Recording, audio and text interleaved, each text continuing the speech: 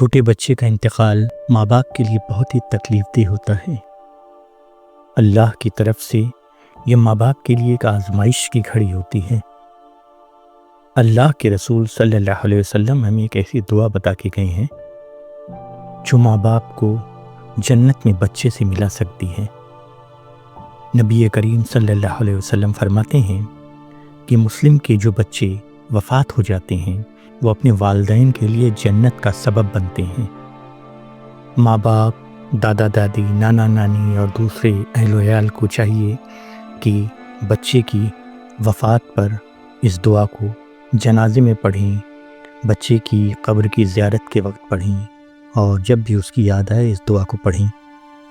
یہ دعا غم کو عبادت بنا دیتی ہے، آنسو کو اجر میں بدل دیتی ہے اور دل کو تسلی دیتی ہے۔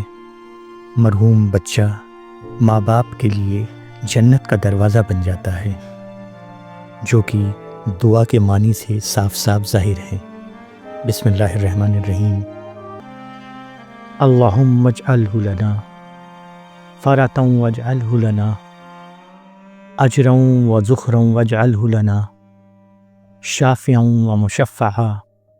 اس دعا کے معنی ہے، اے اللہ اس بچے کو ہمارے لیے پہلے سے جا کر انتظام کرنے والا بنا اور اس کو ہمارے لیے اجر اور ذخیرہ اور سفارش کرنے والا اور سفارش منظور کیا ہوا بنا دے۔